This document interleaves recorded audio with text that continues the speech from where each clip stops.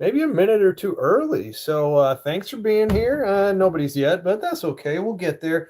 Couple things. Number one, I would like to thank my sponsors, Badger Kings Rugby Company, Rizzo, my guy, and as always, Spotted Cow, only in Wisconsin, the good stuff. Gonna make this a tradition. Have one of these every Monday night with this. That's lovely. That's really good. Also today we're wearing the Eureka Kings jersey. Sevens tournament, played with a bunch. My guy Roger Tucker, he coaches the Eureka Kings. It's a sevens tournament. It's at the men's club level, but Eureka is a high school team. Helped them out a little bit here and there. Recruited some of their guys when I coached down in St. Louis, and then also up at Iowa Central. Love Roger. Love the Kings. Played with them for a couple summers. Had a ton of fun. We won some tournaments together. Won a lot more than we lost. Like they do an awesome summer sevens league in St. Louis, actually every Thursday night for most of the summer. You get to play, you play 2 games every Thursday night. It's fantastic. Would recommend if you're ever in St. Louis in the summer on a Thursday night, go to Forest Park, check it out. It's fan-friggin-tastic. So it's like a sevens league all summer long. Other good sevens league, Intracity Sevens up in Mason City. Another one, I believe that's Wednesday nights usually. Mason City, it's kind of right by the school, the River City Rugby Clubhouse. Shout out to those fellas, good people. Me and the wife did that for a couple years when we were up in Iowa. Loved it. Great people, great rugby event. It's casual, it's fun. We've got everything from people in their 40s, maybe even I think 1 or 2 into their 50s, to brand new players, to a couple high school players. So all the way from teenagers to 40s and 50s, all sorts of skill levels. Really good players, literally brand new players. Every summer we'd have a couple people come out and they were literally brand new at rugby. So, oh, that's good. That's good. Glarus Brewing Company, the good stuff. Keep that right there. So, did all 3 of the Six Nations games this weekend. Managed to do the first one on Saturday, and then the Sunday game live, and then I went back and did the replay of that heartbreaking Wales-Scotland loss. Felt so bad for Wales, but shout out to Scotland. They were opportunistic late in the game. Really that score off of the restart. So Finn Russell kicks it deep to the left where there's nobody there. There's no Wales player that deep and in the left near the try zone. Sits up just nice. So they go score, kickoff, immediate another score. Those double scores, those will kill you, absolutely kill you. Or in the instance of Scotland, they will absolutely make you. So always be careful. Look to double score when you're doing that in a rugby. A couple other things with the Six Nations. So England got absolutely smacked by Ireland at Twickenham. So that's in London. That's like a home match. All right. That's huge. I think that's the biggest loss England's ever had at home. There, what's up, Nicholas Kendrick? Hello. Thanks for being here, dude. Appreciate you. Huge loss. England, they'd had 12 straight wins, and now they lost the previous week to Scotland. They got smacked, and then they got smacked by Ireland. They look lost all of a sudden. That happened real quick. Everyone was wanting to anoint them, saying, "Oh gosh, they're the best in the world. They're about to be the best in the world." They got smacked. They did not look good. They are lost, and they are adrift in the Six Nations. They're tied for 4th right there with Italy. I believe they're both on 5 points in the standings. And then you got Wales at the bottom. Wales did manage to pick up a losing bonus point in that close loss to Scotland, but they are definitely the favorites for the wooden spoon in that Six Nations. And then that last game, France versus Italy. I mean, France continues to be the class of the tournament. They've got 15 points on 3 games. That's a max number of points. So what's up, Ayla Marie Rose? Hi, nice to meet you, Ayla. Nice to meet you. Hey, I do have to have a shout out to my guy. So on my on the Sunday game, so that was that Italy-France one when I was streaming, I got to shout out my guy Oreo, and he told me to listen to this song, 6 Pills by Rosendale. It was a good song. He'd actually told me the day before on the previous stream, and then he checked it. There he was again the next day, and he's like, "Yo, did you listen to that?" And I was like, "Oh, dude, I did not." And so I'm like, "Okay, Oreo, I got you. What's up? True and H. Hi. Good to have you all here. I look cool. Thank you. I appreciate it. This is not all my rugby stuff. It's my rugby stuff. So shout out Oreo. Shout out the song 6 Pills by Rosendale. Appreciate him for being on. I told him I'd do it, so I did it. But then yeah, France versus Italy, that last game of the Six Nations this weekend. France absolutely class. It's their Six Nations to lose. They just every single game, it seems like nobody can hang with them on the can defend them. They're scoring 4+ tries every single game. They're racking up points, and also they just seem more physical than the other teams, especially in the forward pack. The French side, they clearly have the best attacking backline. They've had an injury or two. They moved Adesagba from the wing to the fullback. Jalibert got hurt, so they had Ramos go from fullback up to fly half. Doesn't matter. Their attack looks phenomenal. They're so dangerous in those outside channels with their backline. And then kind of the whole middle parts of the pitch, their forward pack just seems to be a little bit bigger, stronger, more physical than other teams. Even Italy, I thought, did a good job kind of matching them. You saw them. You said, I saw your channel before and I've been subscribed. Awesome. I appreciate that. Thank you. I love rugby. It's what I do. So we come here. I make silly shorts pretty much every day, at least one. And then I stream commentary for games. I'm doing a broadcasting course with Alan Stanford. And then here every Monday I come talk rugby. I'm waiting. I got this, Amazon got me where they canceled my order for cameras because I think they thought it was fraud. So I had to reorder it. So I was supposed to be here a week ago. It's still in the mail now because they canceled it because they thought it was fraud. So you'll notice on my board, you read it backwards at this point. So that's going to be getting fixed soon. I really appreciate the subscription. If anybody's out there is brand new, feel free, subscribe, yada, yada. It does help me out, seriously. But Six Nations, France is to lose. I still think Italy, they're looking really good. They were unlucky to lose to that Ireland game the previous week. But I really think that Italy, they're on their way up as far as world rugby goes. It'll be interesting to see how they shake out versus England. So you got England kind of lost right now. You got Italy's on the way out. Is it snowing outside? Because it is for me.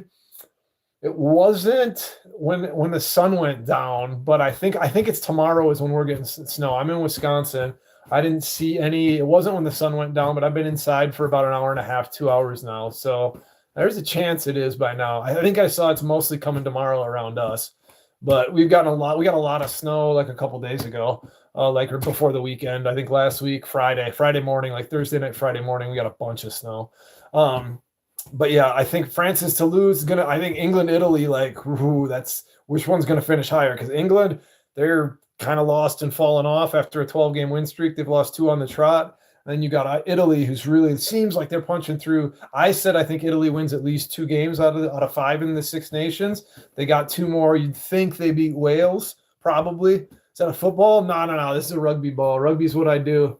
So, yeah, the Gilbert rugby. It's my whole life. It's all this jersey I'm wearing, stuff around here. Rugby has taken me all over the world. I got to coach it full time for most of the last decade and change.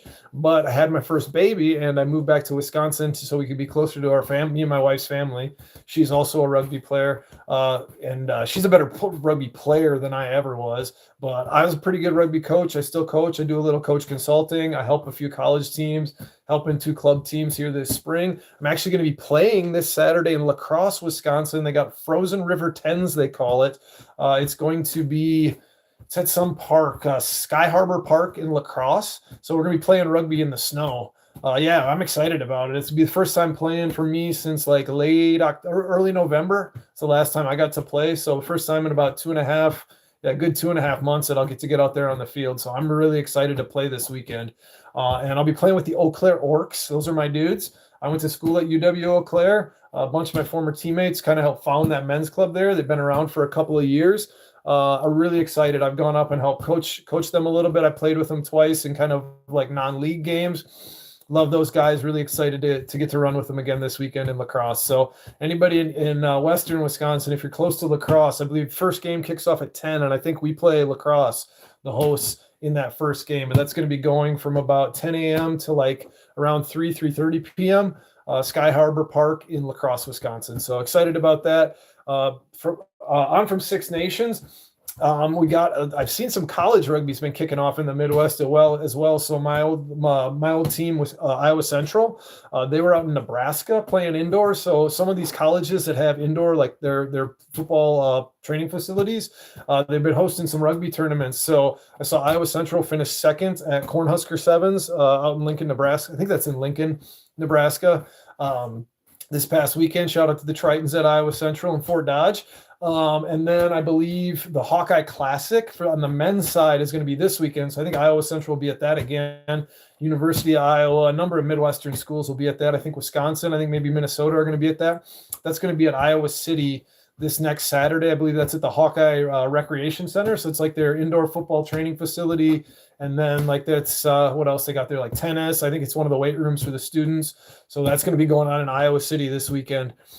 So anyone in that Eastern Iowa area, if you're around, go check it out. I'm almost positive it's free. I don't think they're charging any admission. It's going to be some good college rugby going on indoors in Iowa City this weekend. So if you're around, check it out. Also, Hawkeye Classic, the women's one was this past weekend as well. I saw the University of Iowa women. They've been a really strong program for quite some time now. They've got Erica Koulibaly, who is on the USA women's sevens team, and she was playing this last World Cup on the wing. She had graduated just the other year with them. She's out representing the U.S. now. But they had their Hawkeye Classic this past weekend, and I saw, University of Iowa women, the Hawkeyes, they won the home tournament. I think that's a third one in a row for them, so good on them. Other Iowa rugby stuff. I see there's another rugby podcast in Iowa, so if you follow me at all, I'm on the B-Side Boys every once in a while, a bunch of good dudes in West Des Moines with the West Des Moines Wombats. I believe a female rugger, I think her name is Erica? I can't remember off the top of my head, but the Corn-Fed Rugby Podcast. So we've got two rugby podcasts out of Iowa. One, the B-Side Boys, I believe they're in their 5th season now. They built a really nice following. I get to be a guest on there usually once or twice a season. They do a great job with that. And now we've added a women's focused rugby podcast out of Iowa. So Corn-Fed Rugby Podcast. Check that out if you get a chance. Other things we got, so indoor sevens, college rugbies. Yeah, like I said, indoors starting to kick off. Lacrosse this weekend. Going to talk a little more like coaching specific here. So if you'll see anyone who's checked out the profile on the YouTube account, I have a Substack where I talk rugby. Some of it's news, some of it's opinion, some of it's actually like coaching, talking about my experiences, how I think certain things should be done. This past week, I had a Substack that got published this morning, talking about planning for a rugby season and what, like as a coach, what I would do. So I was thinking, I did it full time for over 10 years. And I kind of did it full time before that. I just wasn't getting paid full time money at the time.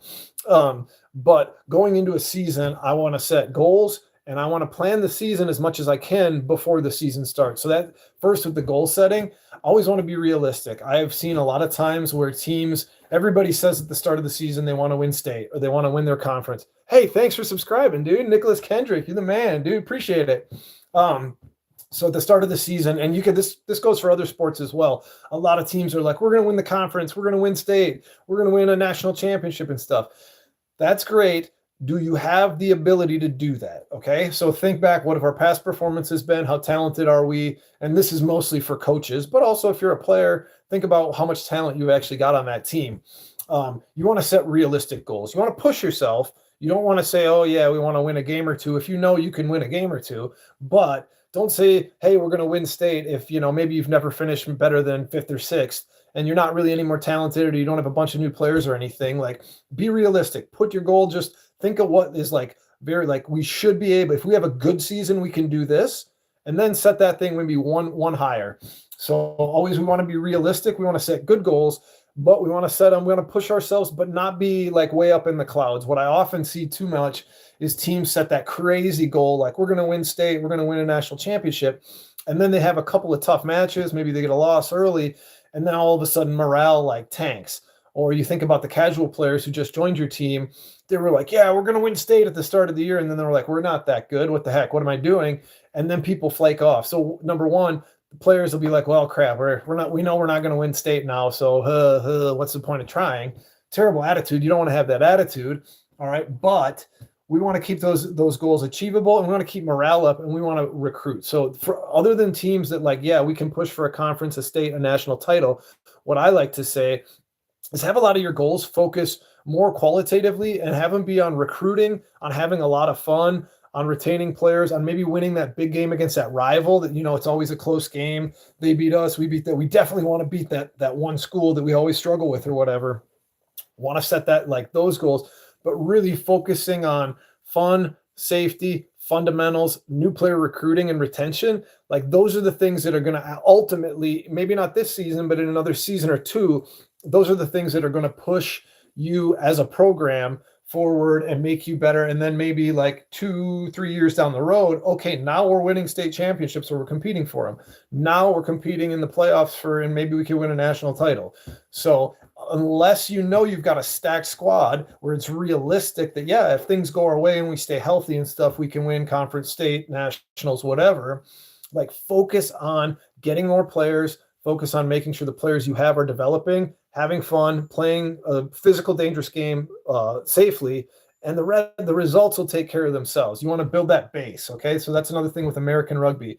We always talk about how the men's team in particular, we struggle a lot. All right, well, we need to build the base. We need to get more kids playing. We need to have many more kids with one of these in their hand at a young age, and we need to have them having fun with it. All right, that will take care of the national team in a decade's time.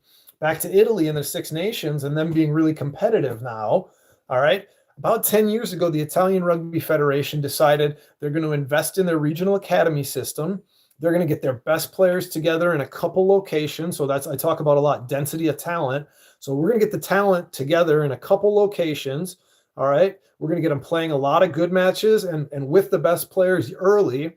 All right, and now you look at that 8-10 years on, that's finally moved up to the national level. And then the next step of that with Italy was they took these kids, they'd started developing these regional academies and at like the U under 18 level and stuff. And they pushed those guys into the national team when they were a little bit young. Some of them were as young as 19. I think with Capuozzo, he might have even been 18 when he was on the senior side.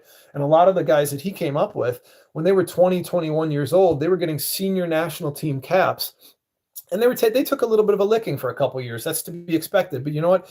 Italian rugby, the senior side wasn't that good at that time anyways, so nothing changed. All right, we're still losing most of our games. We're taking our licks, but we're taking our licks with these young kids and we're getting them that experience. And now you look at it 3-4 years on, these guys are 24, 25 years old and they're experienced international players. They've played 30, 40, 50 games at the international level together oftentimes. And now you look, Italy's getting much more competitive and the results are starting to go their way. So density of talent, getting that talent playing together and getting them a lot of high quality matches early. All right. Again, that's a building a base thing that will trickle upwards. I know it's against gravity, but it will move. Like you build that base good, things will go up the pyramid and the higher levels will start doing good soon enough, as long as that base is good. The flip side is when everyone's focused at the top of the pyramid. All right. Now all of a sudden the base sometimes gets neglected. And then if everything's good and you can paper over that for a few years. Wales is a perfect example. Their regional setup has been kind of a disaster for a decade. And you've seen it talked about a lot. Regional rugby, they put clubs that are like not always been rivals. All of a sudden they all got the same professional team and they didn't take care of the grassroots. And what you would say like the base of the pyramid of Welsh rugby has really been in a lot of disarray lately and it's been deteriorating. And now the last couple years, the chickens have come home to roost at the top of the pyramid and their international team is really struggling. So you got to take care of that. Even if things are going good at the top of the pyramid, that's great. We still need to be taking care of that base down here. All right. If the top of the pyramid isn't good, don't worry about it. It'll still exist no matter what. Build the base at the bottom. All right. And then eventually that pyramid will get there. And all of a sudden the top of the pyramid is going to be really good. That top of that pyramid being the national team ultimately. So that's all I got on those fronts. So we got college rugby going on here in the Midwest already indoors. Love to see it. We got Frozen River Sevens this weekend in La Crosse. I'm super excited to play with the Eau Claire Orcs for that. We got the Substack. I got some skill stuff I want to talk about because most of my shorts thus far have been kind of on the silly side. I've had a few of them where I've started to get into the technical side of the game. So I put one out this morning talking about catching a ball.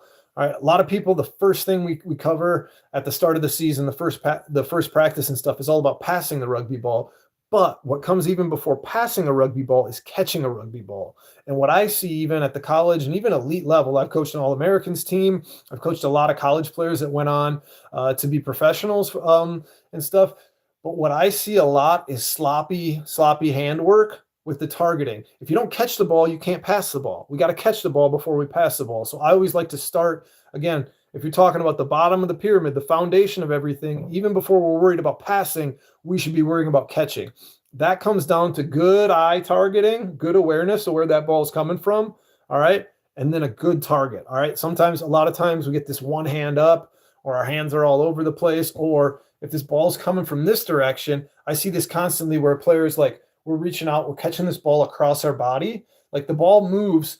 We're giving that ball like 3, 4, 5 extra feet to move across our body, and we're not catching it. My target should be nice and tight and tidy. I like to talk about this little W I make right here. All right. And it should be towards our target. We want to go get that ball right there. And yeah, no is right, bro. I agree. No, it's awful. You see people target, like, it's tough to catch a ball if your hands are down, your hands are all over the place or whatever.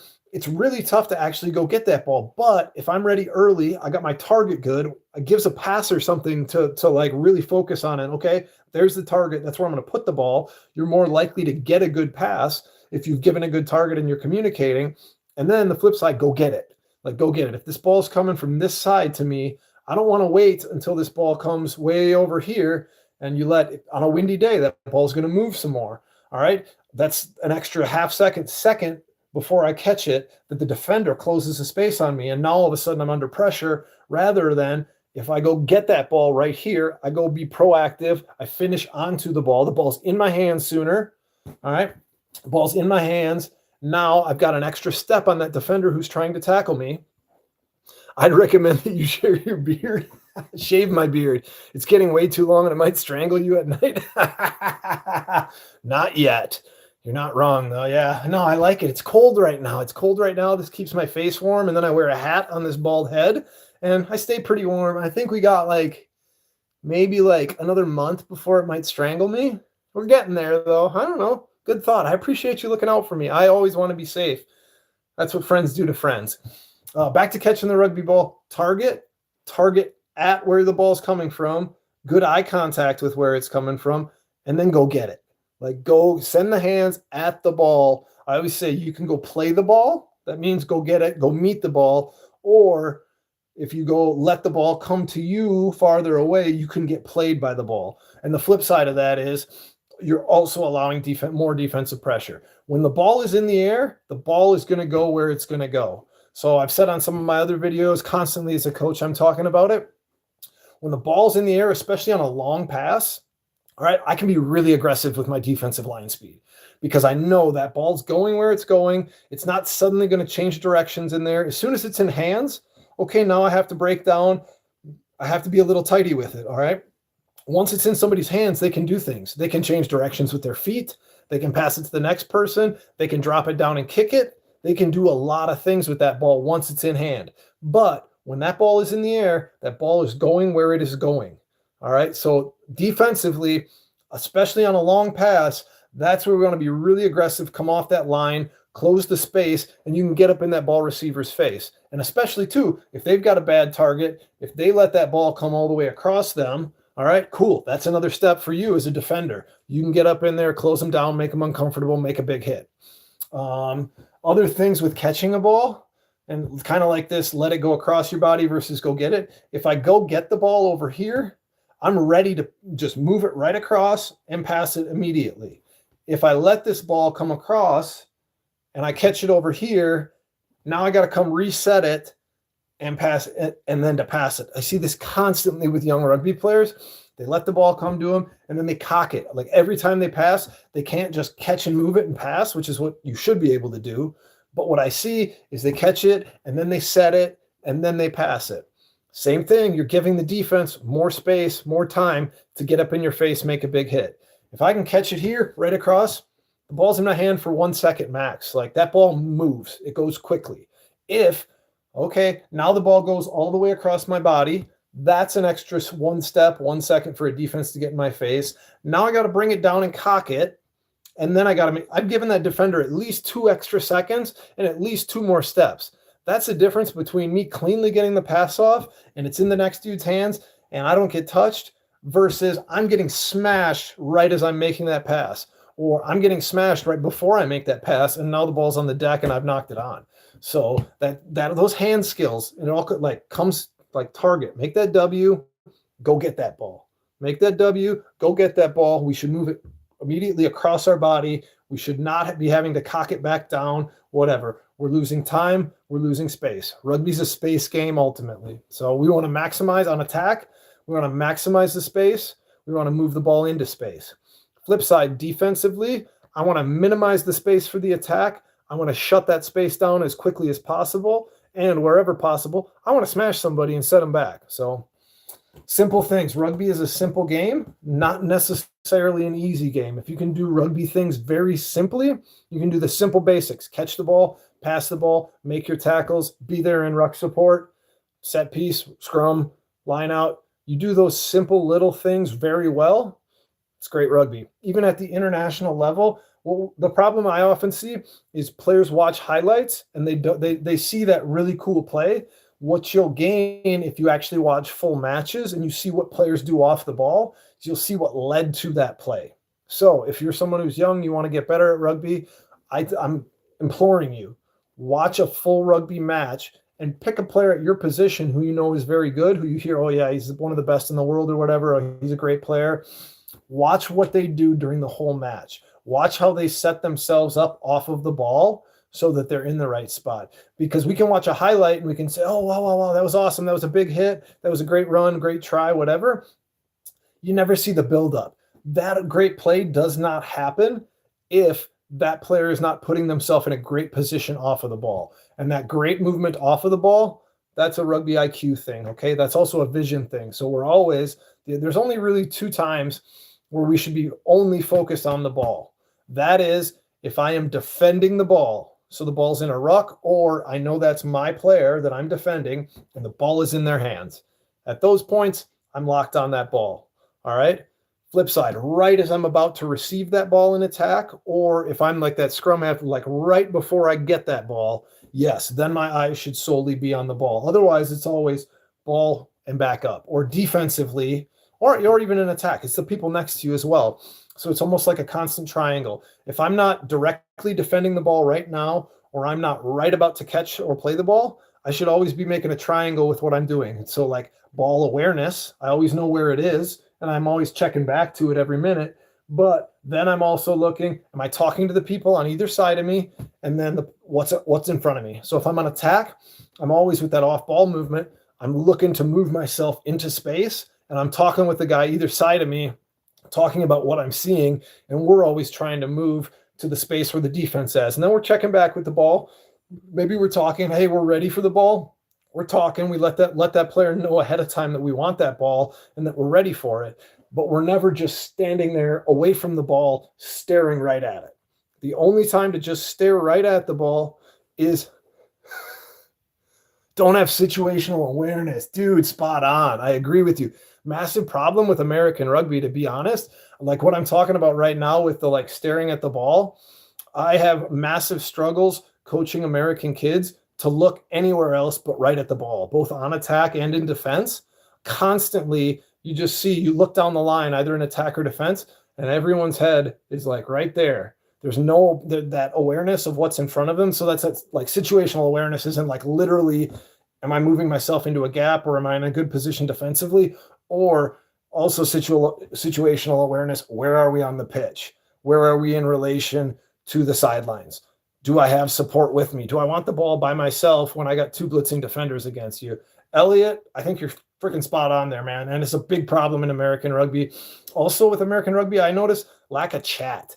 Like I think a lot of kids who play rugby in America, they're used to football or similar sports where there's a play called or it's coming in. They don't have to have as much of that like constant tactical awareness or that like linking play with the players like either side of them. So we're working. I do find for Americans at least, soccer players and basketball players, they have a lot more of that awareness and like that constant chat and like that movement into space, because I think it transfers from those sports a little bit. I think you're spot on with that. You automatically an expert. In the UK though, are you in England or are you in Scotland, Wales, or Northern Ireland? Because England rugby, oh man, it's been a rough couple of weeks for them. Scotland on the up, Wales is a disaster right now, but they almost got a dub this weekend. But no, I really appreciate the comment, Elliot, because you're right, and that is a constant problem I see with American rugby players, and it's one of the tougher things I find to coach. A couple of things I do as a coach to try and build that like awareness and like the looking up and seeing what's going on in the field is I tell players, say what you're doing, like literally, or with you left, with you right, on your hip, stuff like that in attack or defensively. Yeah, I got that man. Hey, you got him. Like just that constant chat. There's not a lot of American kids. They just don't have. They're not used to that constant little chat to keep things linked on the field. But things I do as a coach, both in defense and attack, I'll play little games with my teams where like I'll sit back behind. Let's say I'm trying to focus on getting the attack to look up and read and scan the field. I'll sit behind the defense, and every 5, 10, 15 seconds, I'll put a number up, like just a 1 to 5. I'll just sit there, I'll put a number up, and what I'm looking for, what I want them to do, I'll usually tell them ahead of time, hey, I'm going to be back behind that defense. You see me put a number up, tell me that number right away. And so I'm kind of forcing them to always be looking up, because otherwise they're going to be locked onto the ball, or maybe they'll be locked onto the player across from them. But, or even the flip side, defensively, same thing. I'll just sit back there, hang back, like 2. I want that whole defensive line to scream 2 or something. England, culture and sports, had an American football team over here. People were trying to play it like it was rugby. I believe that. We got kids in America trying to play rugby like it's American football. So I feel you, dude. I will say American football is definitely picking up a lot. The NFL has done a great job of marketing overseas. I got friends in Ireland and the UK who are like, oh yeah, we love the NFL, yada yada. But interesting. I appreciate the comments, man. You're spot on with that. It's like you're rewiring your brain. Yeah, 100%.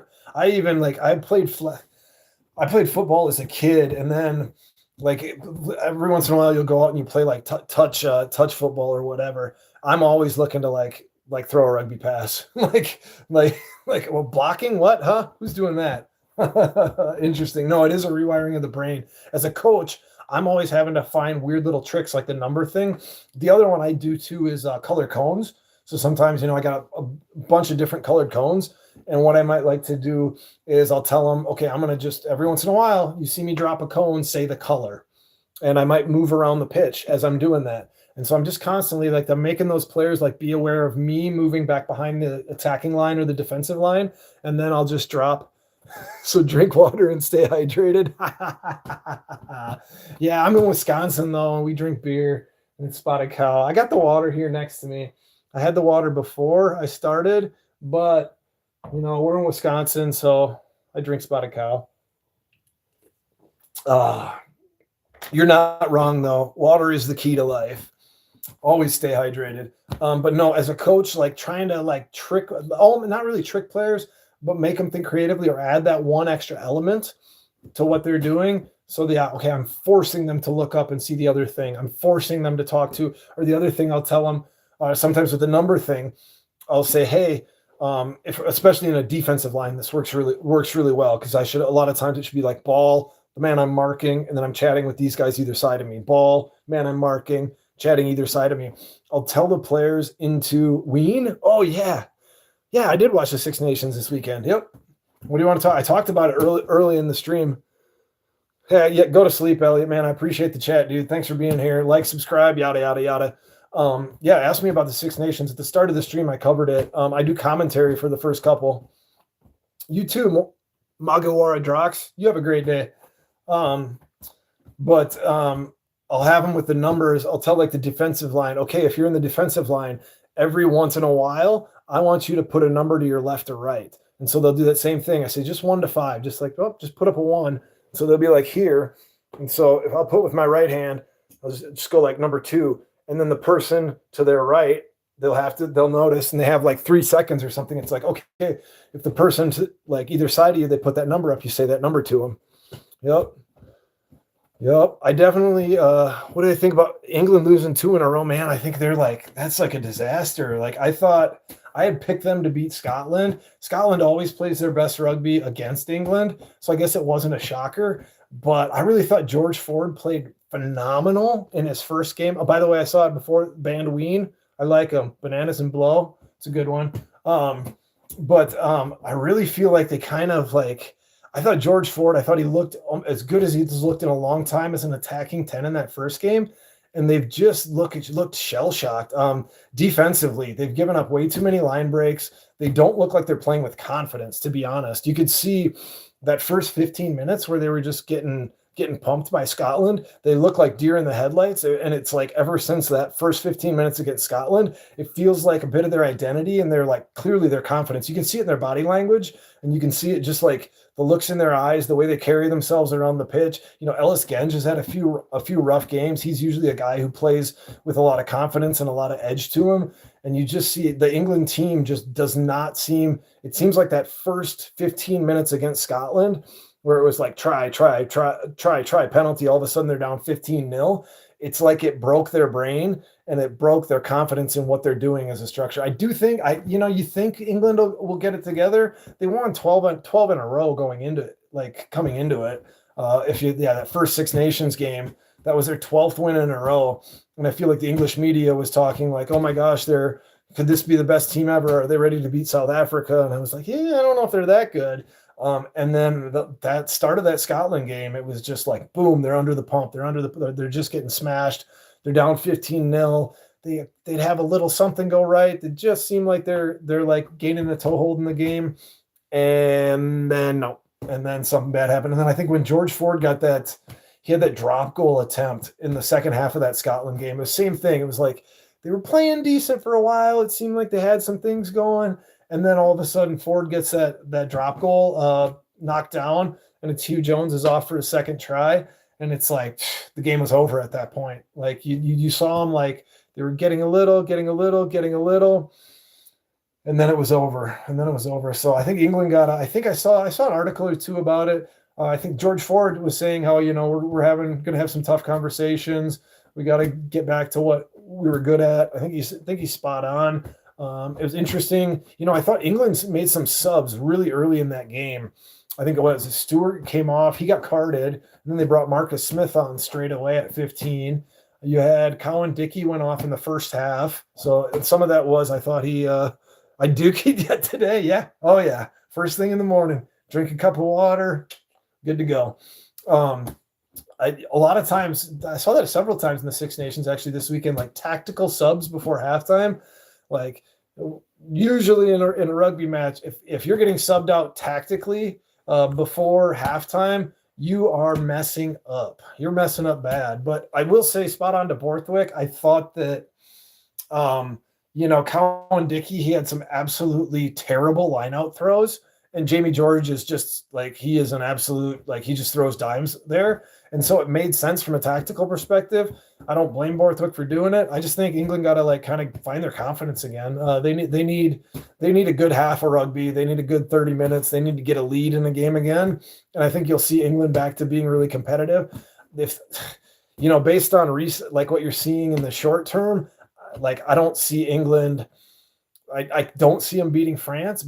But also France, every Six Nation, every tournament, every World Cup, they'll look phenomenal. And then they'll have at least one game where they it's like they forgot what they're doing. Like it looks like they're out there trying to play cricket or something.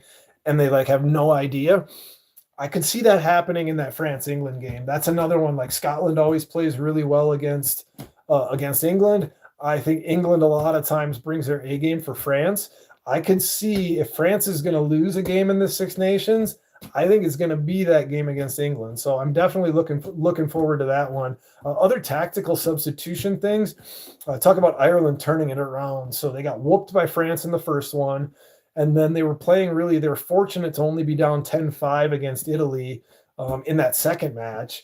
And then you saw Prendergast come off. So the fly half, he's been criticized a lot for his defense.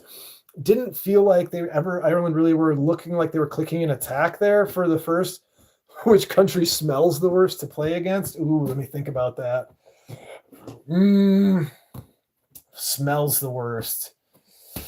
South Africans. South Africans smell bad. Not all of them, but yeah, if I had to pick a country that smells the worst consistently, South Africans.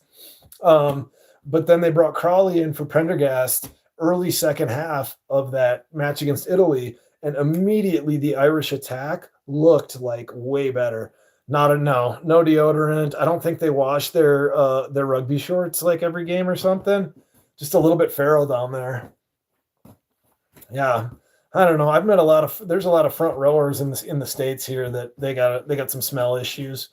Had a few front rowers that don't like to shower after games. They'll be like, "Is like a coach, we'd take the bus back. A lot of times we'd stop at a truck stop and we'd truck stops. They'll have like showers for rent for truckers, and we'd have you. So what we'd do is we'd rent 3 showers, and we'll tell them, hey, we're going to buy a bunch of fuel. We're all going to feed them. We're going to spend a bunch of money here. Can you just give us 3 showers and a bunch of towels, and we'll just go one right after the other. There's always one front row who just doesn't want to shower. And it's like, bro, you played 50 minutes. You're smelly and you got blood on you. You're like, we've got 6 more hours in this bus. Here's a free shower and a fresh towel. And he's like, nah, I'm good. It's like, bro, nobody wants to sit next to that kid on the bus. But yeah, no, South Africans are the smelliest consistently. But yeah, I thought that that tactical sub from Ireland, I mean, everything for their tournament really turned around when they made that fly half move. When they pulled Prendergast, they put Crawley in. I feel for Prendergast. He's a young dude.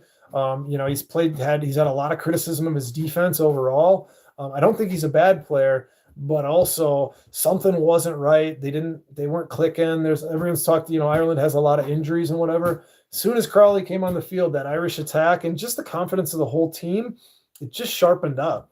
And he's been fantastic. So Ireland really, first 3 halves of the Six Nations thus far, looked bad. I mean, they had a little spell in that France game where they scored a couple tries and they did okay. But overall, they really struggled those first 3 halves. Second half of that Italy game, and then this last weekend against Ireland with Crawley at fly half, they have looked phenomenal. So speaks to a great tactical substitution from Andy Farrell. He had to do what he had to do based on what was going on. I think he did the right thing. They were playing well. So, all right. Well, this is Talking Rugby on Monday again. If you see the profile, I got the Substack. I write there usually twice a week. Sometimes I talk coaching stuff, like a little practical coaching advice. Sometimes it's opinion stuff, but I love what I do. Rugby is the best. Rugby has given me a really, really cool life, and this channel and the Irish probably drink more than any country consistently. They're up there. Yeah, I'm trying to think. Anyone that drink.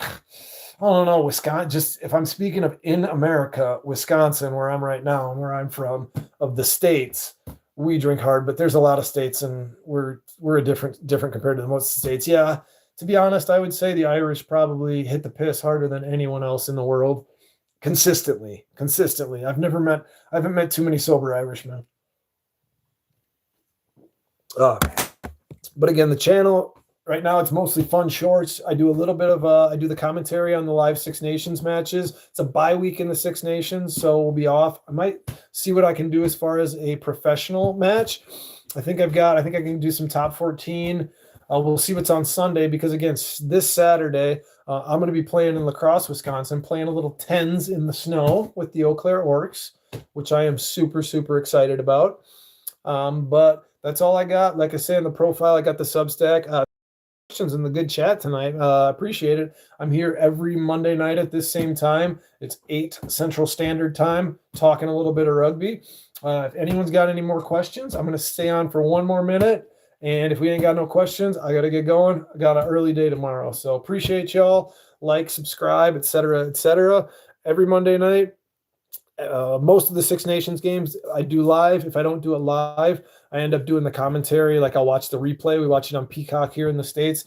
But this weekend I'll see about, I think there's a top 14 match or 2 on Sunday. And I'll see about, I want to keep it sharp. Like I said, I'm doing this broadcast commentary class with Dallin Stanford. So I've been trying to, I want to do even at least 1 match here in the Six Nations off weekend. Otherwise, once the MLR season starts, definitely going to be doing some of the streaming commentary with the MLR as well. So keep an eye on the channel. We'll occasionally, we'll get some more of the more tactical coaching sort of things, like to do some film breakdown, things like that. But back to the earlier point, if you're watching film, don't just watch the highlights, watch the off-ball behavior, because off-ball behavior, that sets up all the highlights. The highlight doesn't happen if the players aren't putting themselves in the right positions off the ball. So appreciate y'all. Have a great night. Let's go American rugby. We can do it. Thanks y'all for the comments and stuff. Love ya. Appreciate it. Like, subscribe.